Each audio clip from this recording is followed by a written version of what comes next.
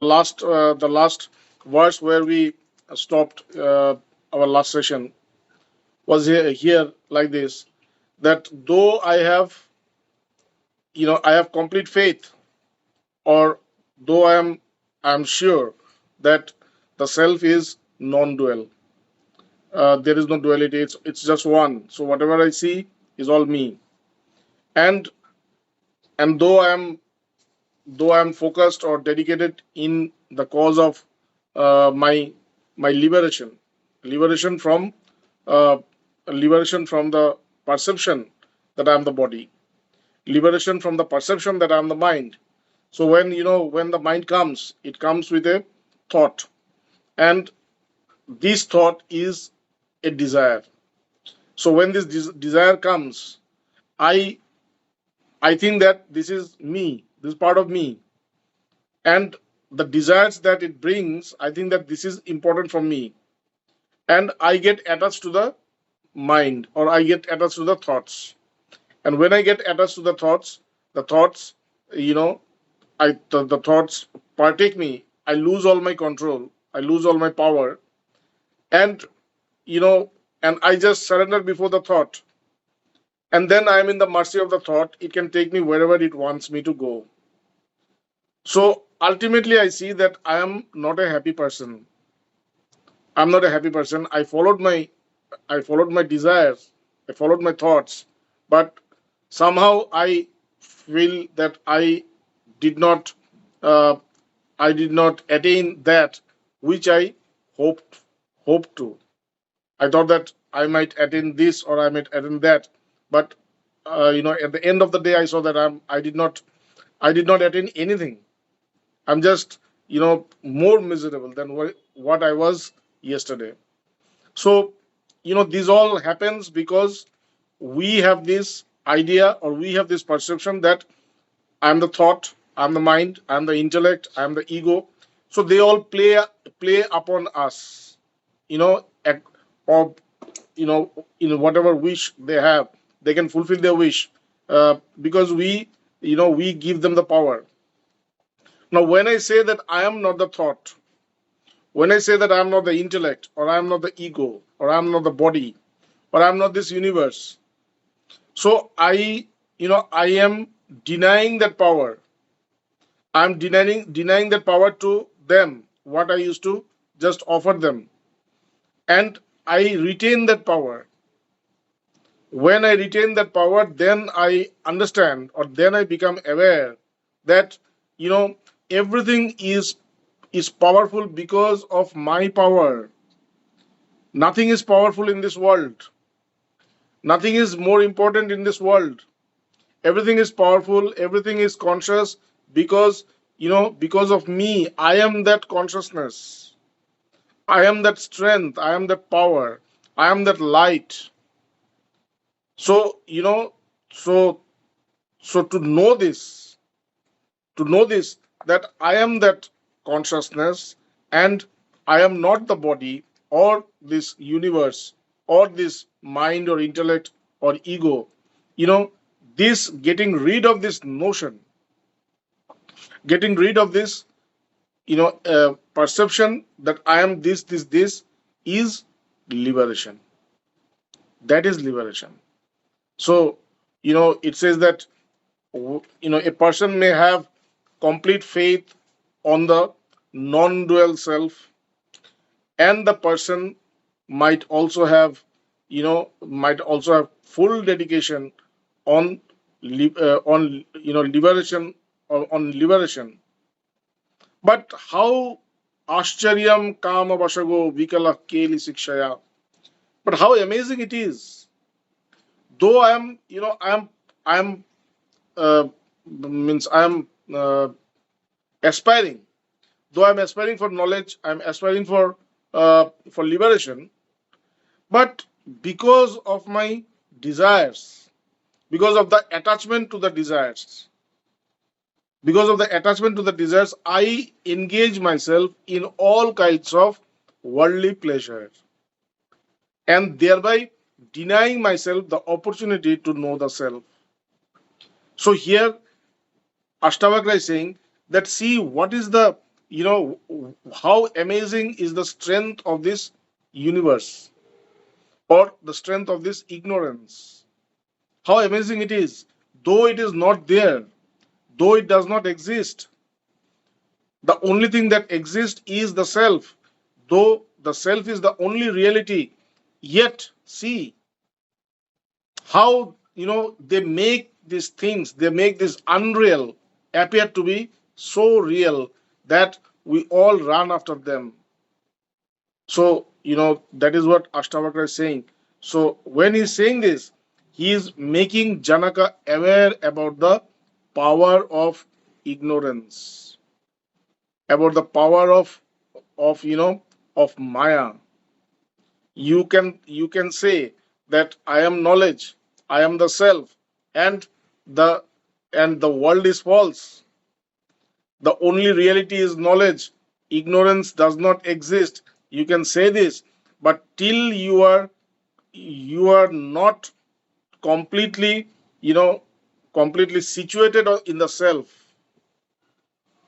till you have not totally dissolved the entire ignorance into the self, into that knowledge, you will always be deluded by the ignorance, the power of ignorance, and you will be deluded big time.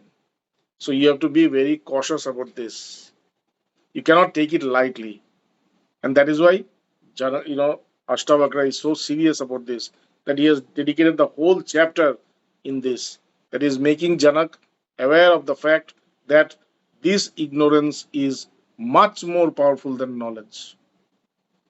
Darkness is much more, when darkness is there, it is much more powerful than light.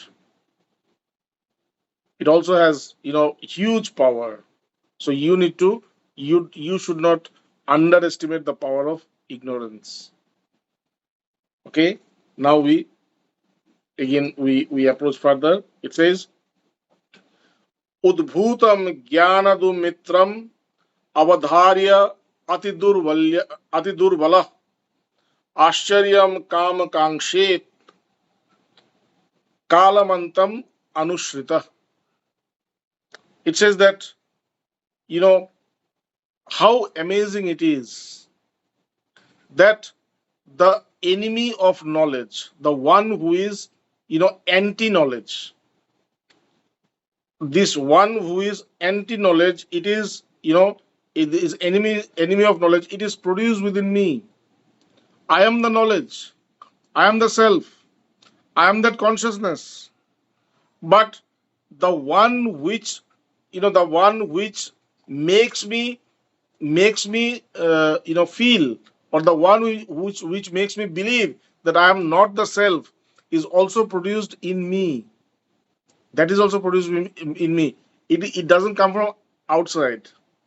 It is also produced through you. So the enemy of knowledge is also produced within you.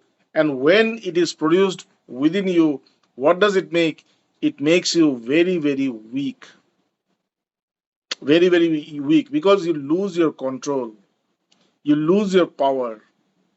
You lose your power. Why? Because you have given the power to that. You have given the power to the enemy of the knowledge. Means when you have given the power to the enemy of knowledge, means to ignorance. When you have given the power to ignorance, you have in fact given the power to your own enemy.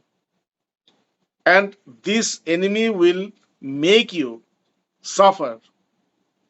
This enemy will make you suffer. This enemy will keep you in the state of delusion and illusion, and you will just, keep coming and going, keep coming and going, and will just keep suffering.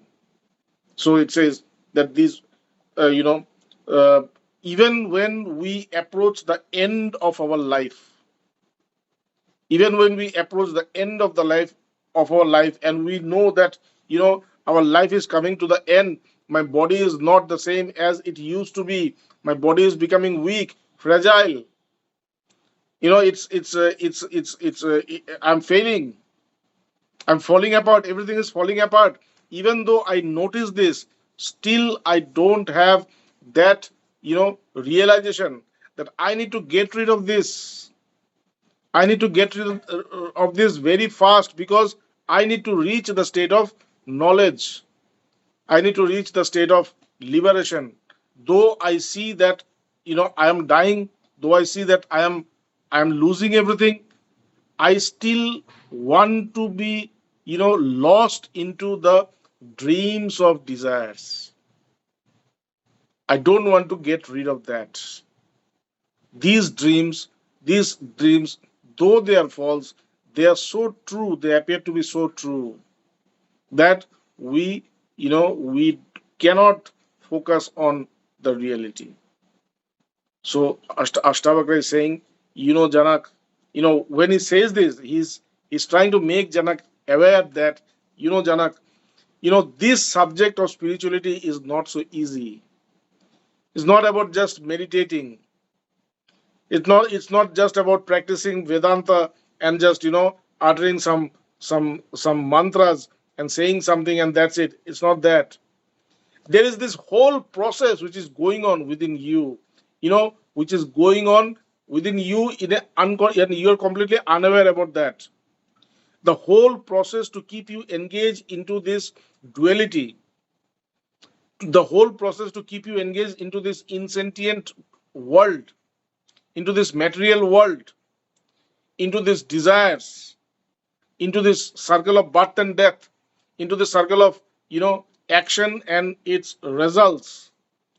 This whole process is working within you, but you are not aware about that. You are just getting played by them. Though you are the self, though you are consciousness, and each and every of these faculties, which are the enemy of yours, these faculties actually run by your power. You are the powerhouse. They are run by your light. You are the powerhouse. You are the lighthouse. You are the consciousness which provides them consciousness and by which they are alive. They are alive. They are existing. You are that consciousness. Taking everything from you, they make your life horrible. And the most amazing part is this, that you don't want to get rid of that. Though you suffer and suffer, you always want to remain there. And you kind of believe that it's not possible to get rid of that. With life, as you keep going through your life, you come to this understanding that it's not possible to get rid of that, of this is life, this is everybody's life, this is what we have to deal with. But it's not like that. It's not like that. You are free from that. You are better than that. You can make your life better. The only thing is that you need to have a little bit of diligence. You need to have a little bit of awareness. You need to have a little bit of understanding. And you need to have a little bit of faith. Faith on yourself. Not on anything else. Faith on yourself. When you have faith in yourself, that makes all difference. So, see how important things Astavakra is saying. Then he goes further. He says, Iha mutra viraktasya nitya nitya vivekina आश्चर्य मोक्ष कामस्य मोक्षादेव bibhishika. It's very important. Iha mutra viraktasya nitya nitya vivekina. Now, what is the path of self-realization? What is the path of self-realization? Shankaracharya has outlined, the path of self-realization.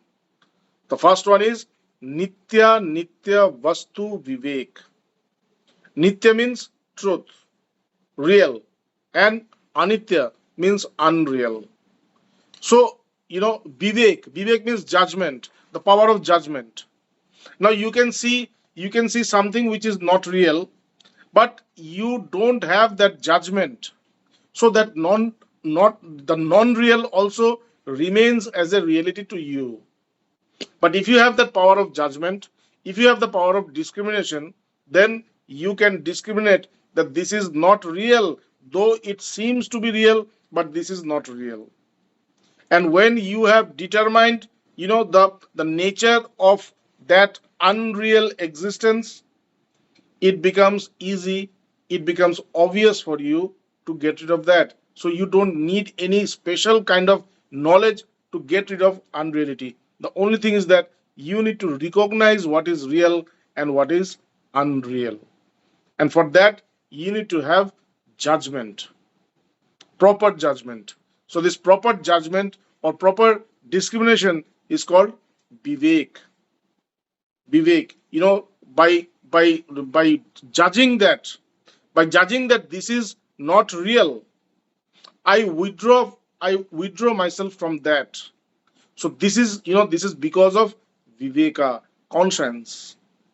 Okay, so it says nitya vivek. That is, you need to have that conscience by which you can determine what is truth and what is false, what is real and what is unreal. This is the first step of self knowledge. Next one is iha mutra fal bhog birag. So what is iha mutra fal bhog birag? It says iham atra fal bhog birag. Atra means here. Fal means the results. So what are the results? The results of action. Now what do? We enjoy our results of action. So it says that whatever action you do here, means in this world, you should have dispassion about the results of those actions. Being dispassionate, being completely indifferent, being completely means totally rejecting yourself, retreating yourself retreating yourself from the results of your actions, from the retreating yourself from the enjoyment of you know of your results of action. So what should I do? I should work only for work's sake, not to enjoy the results. We work to enjoy the results of our action. But here, this is karma yoga. This is the basis of karma yoga. The basis of karma yoga is this, that you yagyata karmano anyatra lokoyam karma bandhana. Yagyata karmanam anyatra. That is, whatever actions you do, whatever actions you perform each and every action in the spirit of performing a sacrifice. So these actions are not meant for your enjoyment. Generally, what happens is we carry out all our actions to enjoy, to enjoy, to enjoy with family and friends. But the real, essence of action is this, that I have to perform all actions just in the spirit of sacrifice. Then these actions will bring me, near to truth. Then my actions will become karma yoga. Karma yoga means attaining the state of yoga, attaining the state of union with the self through karma. If I just if I just perform karma, for enjoying the results of karma, then they will not become karma yoga. They will become my liability, they will become my obsession, they will become my bondage. They will become your bondage. You will see yourself chained. Even if you want to get rid of that, you will see it is not possible for you to get rid of that. You can understand that this is something wrong going on, but it is not possible for you to get rid of that, because You are chained there. Because you're chained there. Why you are chained? Because you perform each and every action just for your own enjoyment. Now, the master is teaching him, don't don't perform actions for your enjoyment. Perform actions in the sake of performing actions. Perform actions so that others are benefited, not you. Why should I perform actions for others? That is that is the only action which will bring excellence to you. You don't realize this. You think that when I will perform for myself, then I will attain excellence, then I will attain abundance. No, no. The moment you start doing for others, the moment you start to reject all the enjoyment which comes from your actions and dedicate those to others or to God or Guru, you have stepped into the kingdom of excellence. You have stepped into the kingdom of excellence. And if you can't do this, you will see that you're still, in the same thing, in the same arena, in the same circle, in the same circle, just, coming and going. That's all. So it says that, you know, iham atra fal bhog birag, that whenever we perform actions, we should perform it. We should have renunciation or non-attachment to the results of this action. So this is the second path towards self-realization. What is the third? It says you need to have, six divine, you know, treasures.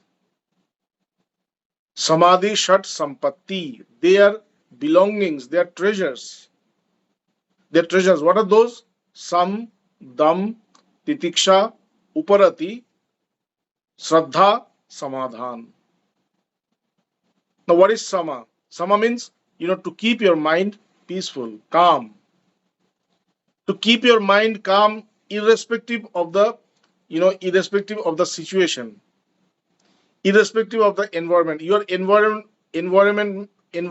may be, very chaotic. There might be a lot of happenings going on, but even in that, you need to always keep calm, keep your cool, be still, unwavering, unwavering. So, having this peace of mind is called sama. Dhamma. What is Dhamma? Dhamma means, controlling your senses. Like I open my eyes and my eyes wants to see this. My eyes want to see that, and I just let my eyes see whatever it wants to, and I will, end up in sufferings. I have my ears; they are the medium by which I can listen. But I should always listen to things which can be beneficial for me and beneficial for others. But most of the time, we listen things which neither any of us is benefited nor it benefits any other person. It is just useless. We just misuse our ears, same as nose, tongue and skin. So we misuse them. Why? Because we don't have control over them. They use us according to their wish. My eyes use me. It's my eyes. It should listen to me, but it doesn't listen to me. I have to listen to my eyes. I have to listen to my ears. I have to listen to my tongue. I have to listen to my skin, to my nose, to my hands. I have to listen to everybody. I don't have control over anything. So Dhamma means controlling the senses. Sama, Dhamma, Titiksha. Titiksha means when you are in this world, you're living this life, you will have three kinds of suffering. One is called Adi Daivik, Adi Bhautik, and Adhyatmik. Adi Daivik. What is this Adi Daivik suffering? Things which comes from destiny. Things which are destined, which I cannot see. It appears to me, it appears before me suddenly. My father died. Some house caught fire. Something happened. And that causes, sufferings. So this kind of suffering is called Adi Daivik.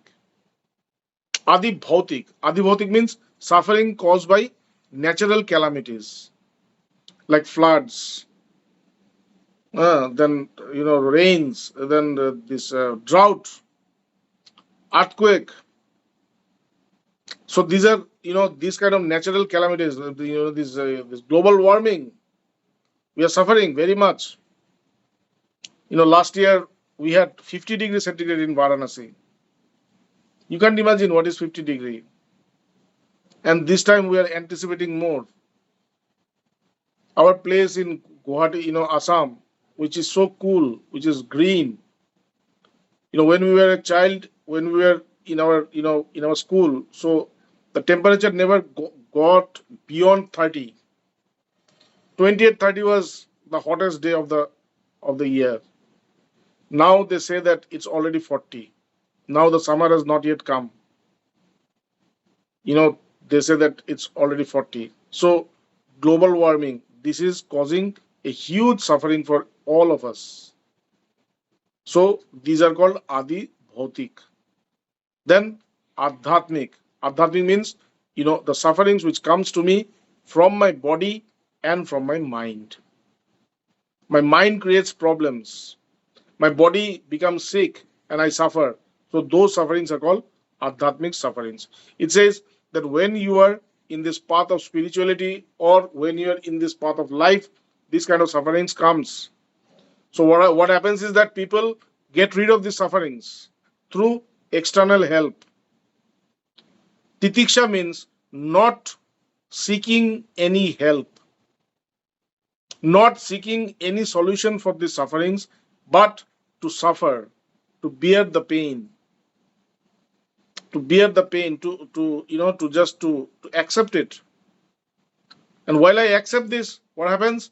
My mind becomes very powerful.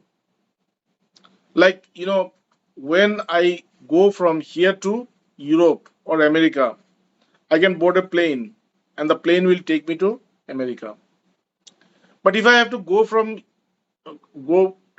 to moon, shall the plane take me to moon? No, it cannot, because it does not have that engine. It cannot have that, it doesn't have that propulsion, it doesn't have that speed. Though it can be very high tech plane, but it cannot take me to moon. For that I need a rocket.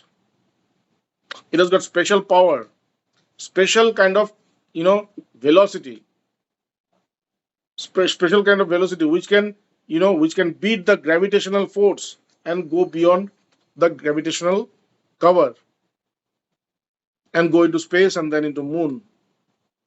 So when I am undergoing a journey, a spiritual journey, when I'm undergoing a spiritual journey from the individual soul to the universal soul, this journey is also like, you know like like penetrating the gravity of the earth, and getting rid of that, going beyond that into space, where there is no gravity, where there is no attachment, where there is no attraction or repulsion. So to go beyond this gravity, to go beyond this maya, or to go beyond this ignorance, I need special kind of force within my mind, because this world is always pulling me towards itself. It's a tempting, it's temptation. It's always pulling. It's pulling me, it's pulling you, it's pulling everybody. Now I have to, resist. I have to not only resist this pull, I have to, reverse it into opposite direction. And I have to accomplish this journey, into that, into that inner soul. So I need power, I need energy, I need strength. Where from the strength will come? The strength will come not from your, not from your meditation or spiritual austerity.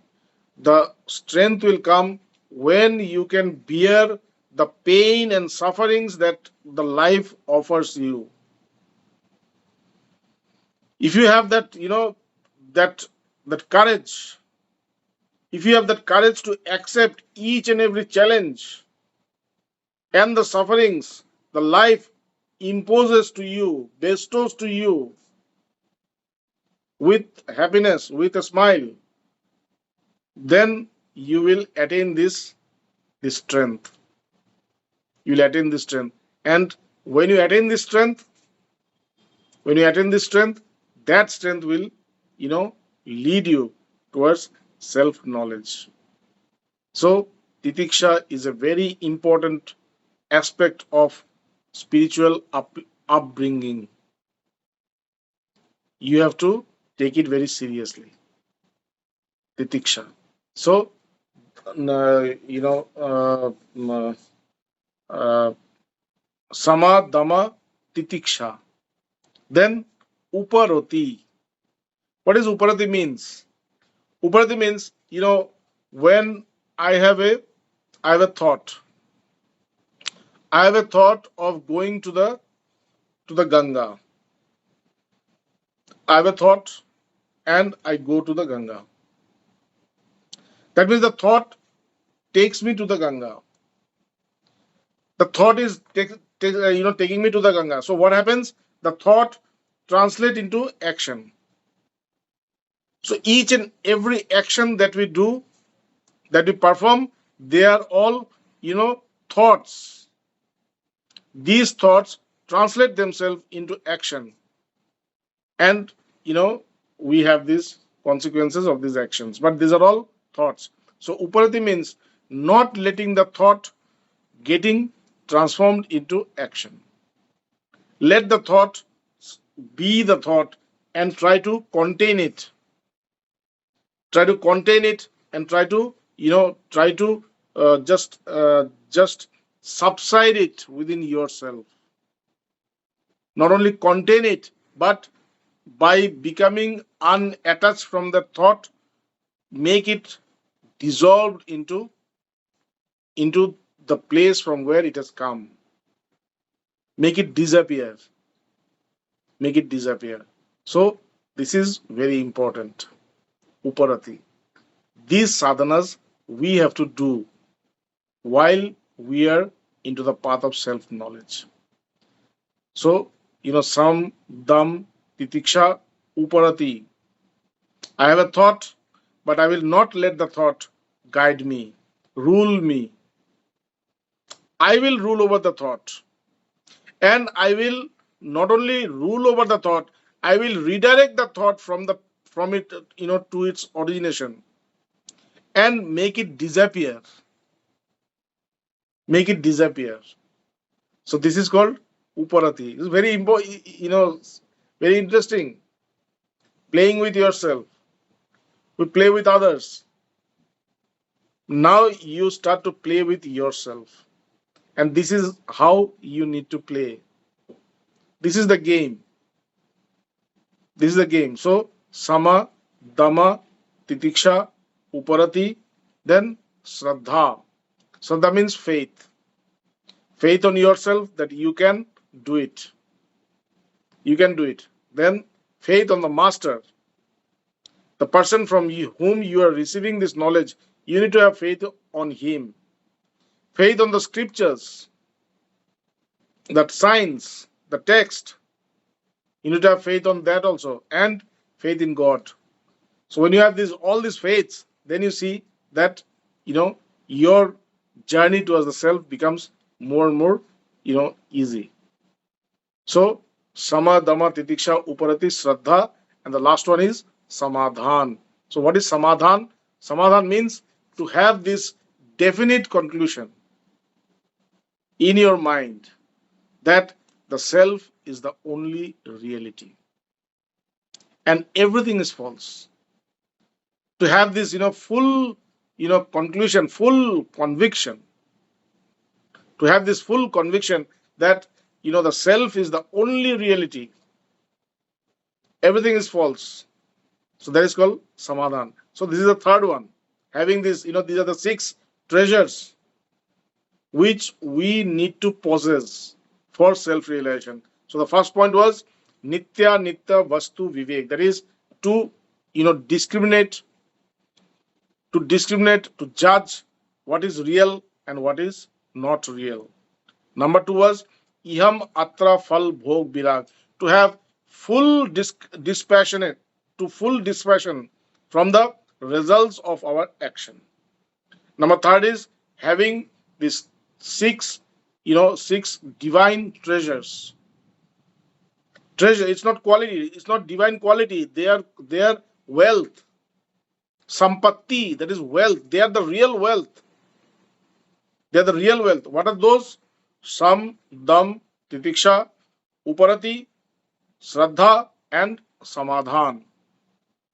And the fourth one is mumukshutva, that is having, utmost urge for liberation. When you will have this very, very, strong urge, very, very strong urge that I need to liberate, I need to liberate myself from this ignorance. So that will ultimately help you to liberate yourself from the ignorance. So these are the four things. So here it says that ihamutra viraktasya nitya nitya vivekina asharyam moksha kamasya moksha deva viveshika. He says that though somebody is, is engaged into this ihamutra viraktasya, though somebody is fully, fully non-attached, unattached from the results of his actions, and he is, he is engaged into the judgment of the real and the unreal, and ascharyam moksha kamas, and he is, he is he has this utmost desire, he has this utmost desire to liberate. But Astavakra says, see the, see the joke of destiny, see the fun. Even if he possesses all these qualities, even if he is going through so much to attain the self knowledge, and these are the things which one needs for self knowledge, even when he's doing this, yet he's scared of liberation. He's scared. He's scared of losing himself. He's scared of losing the ignorance. He's scared of losing his ego, his mind. He doesn't want to give up those. So this is truly amazing, surprising. One is engaged in everything. They are doing all kinds of spiritual activities, spiritual austerities. These are very powerful austerities. You cannot see them. You cannot see them. In other things, you see a person doing something. Here he will just sit down like this and do whatever. You can even not guess what he's doing inside, because his mind is, he's just using his mind in negating everything. In negating, he's killing himself. It's like self killing. He's killing himself means he's killing his ego. So he's doing all this. But when he sees that his ego is diminishing, he is getting lost into the, vastness of infinity. It happens to many persons. Many. When you carry on these spiritual activities, and when you see that because of these spiritual activities, you are slowly getting, it's like, slowly getting dissolved into that vastness. You are expanding. It's not only the matter of this body. You can see yourself beyond this body. Slowly you are you are expanding, you're expanding. So when you see yourself in that way, that you are getting lost, where are you going? Because you're used to see yourself in this small body, in this limited body. When you are expanding yourself, then you are going beyond the limits of this body, and that sometimes feels scary. Sometimes feels scary. So, Astavakra says that though he has been doing all this, but still he is scared of liberation. Scared of liberation. Like, Rabindranath Tagore was a great poet in India. So he wrote one poem based on two birds. One lives inside the cage, and the other, is from the woods, from the forest. And somehow they came in contact, and you know, they they got tied into very very deep love bond. They got bonded with love. Now, they cannot separate themselves. So the bird in the cage, she's saying, you come inside the cage, let's spend our whole life here inside the cage. We can have food, we can have everything. We don't need to worry about other birds, who are going to hunt us. We can just stay here, sound and safe, and spend our life like this, and we can love each other. But the bird, the bird who came from the woods, she said, no, come with me. I will take you to the woods. Nothing will happen to me, to you. You have faith in me. Come with me. But the bird in the cage says, no, I cannot go. I cannot go. You come inside. He says, no, I cannot come. You come with me. So this argument started. Though they love each other, they want to be with each other, but still the sanskaras of each, they're playing their role. They're playing their part. The one from the woods, he will not adhere to the person who is living inside the cage. And the one inside the cage is so, dreadfully fearful. She's so fearful that she cannot come out of the cage. Though she says, I love you, I want to stay with you, but I cannot come out of the cage. You come inside the cage. And ultimately, they both parted. So, this is sanskar. This is past impression. They play their part in a very, very subtle way. We need to be very, very aware about this. And that is why Ashtavakra is, pointing the same thing again and again to Janak. Janak, you see, this person has dedicated his entire life in spiritual practice. Is doing everything which is prescribed. He's doing this nitya nitya vastu vivek. He's doing iham atra fal bhog birag. He's doing all this. He not only this, he has got this huge aspiration for liberation. Still, he is scared of liberation. He doesn't want it. Why? Because of this mind, this bondage, this impression, sanskar. So when you become aware about this, that is the only way by which you can get rid of that. So today we stop here. I hope that it was good. It was really good, I think, because you tell me, how does it benefit you? Thank you very much.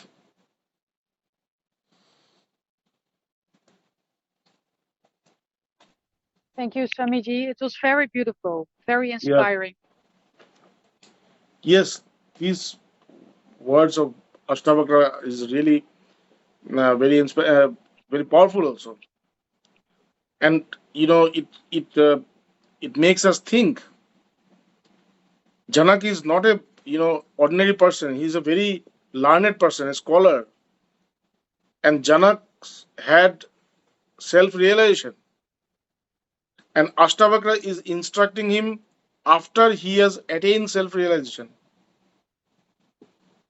So this is not a, like any common man, Astavakra is not a common guru, and Janak is also not a common disciple. Both are extraordinary, very special. And when Astavakra is saying this, is pointing out this particular aspect, so this is really important. And whom he is pointing this out? He's pointing this out to Janak, not to any ordinary monk. Janak was very dear to Astavakra. When Janak was a king, so when Astavakra is to come, when Janak is to come to his ashram, in Astavakra's ashram, Astavakra and Janak is to spend like hours together, hours, day and night, all the time. They used to stay hours. And Astavakra had many disciples who were monks. And Janak was a king, he was a householder, he had many wives. He used to live in a luxurious palace. He had a luxurious life, an aristocratic life. And the saints, they were all all monks. They used to live with Astavakra, and you know they used to perform all the difficult austerities. But Astavakra used to love Janak very much, and that made these monks jealous. We are monks. We are staying with our master. We have left everything for our master. But he doesn't talk the way he talks with Janak. When Janak comes, he's so excited. He's so happy. He spends his whole day and night with Janak. He doesn't spend so much time with us. He doesn't even care for us. And they got jealous. So one day, you know, Janaka is there in Astavakra's ashram, and Astavakra is delivering, this is talking about the self, is delivering the self knowledge, and this room is full of disciples. So a court, like a soldier came from the kingdom of Janak. He hurried, he hurriedly came to Janak and said, "O king, come with me." Janak said, "Why?" Well, say, "Your kingdom is burning. You come, you have to save us." Janak said, "No, I will not go. I am sitting in the feet of my master. Now, if my kingdom is burnt into ash, the entire kingdom is burnt into ash, I don't care. I will not go." Janak did not go. Janak sat there, you know, with his folded hands, with his head bowed down before Astavakra. So, after these incidents, many days has passed. So one day again something happened. One day somebody from the ashram came running to Astavakra when he was giving this class to Janak and all the saints. And this man from the ashram came and said that, "Oh, these monkeys have come, and the monkeys have has torn all the clothes of the sannyasis. All the clothes of the sannyasis are torn. Now what will happen? You all come." Just by listening to this, that their clothes are being destroyed by monkeys, the monks, they ran to the place where they kept the clothes. When they went there, they saw that monkey did not come. Nothing happened. The clothes are all safe. They understood. They understood. They were very ashamed, and they came to the master Astavakra, and they seek forgiveness, apologies. That please forgive us. We did not understand that why you love Janaka. Astavakra said that, you are all monks. You have left everything. Just by the news that monkeys had, had destroyed some of your clothes, you ran away, leaving this beautiful message that I was giving you. And see, Janak, his entire kingdom was burning. He's a householder. He's not a monk. He's a householder. He's a king. His entire kingdom was burning, but he said that no, I am sitting in the feet of my master. I will not go. Let my kingdom burn into ashes. Janaka's kingdom did not burn into ashes. They are, they shine with the light of Janak. Till today, till today we have this place, Janakpuri, Mithila. Till today people go and see that place. Janaka was such a enlightened person. His kingdom was not burnt. So when you are in this path of spirituality, when you are with your master, dedicate yourself completely. Your life, your belongings will not be burnt. They will be saved. They will be saved. But if you leave the master, then it might burn. If you leave the master because of some very cheap things, then it might burn. So, you know, this is the thing. So Ashtavakra, when he is talking about these sanskaras, these past impressions to Janak, and making Janak aware about this, Janak, though it's self-knowledge, but people get deluded even after self-knowledge. So this is very, serious. We have to consider it very seriously. Thank you.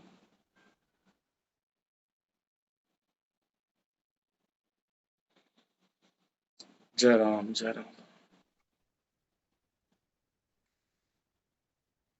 Any question?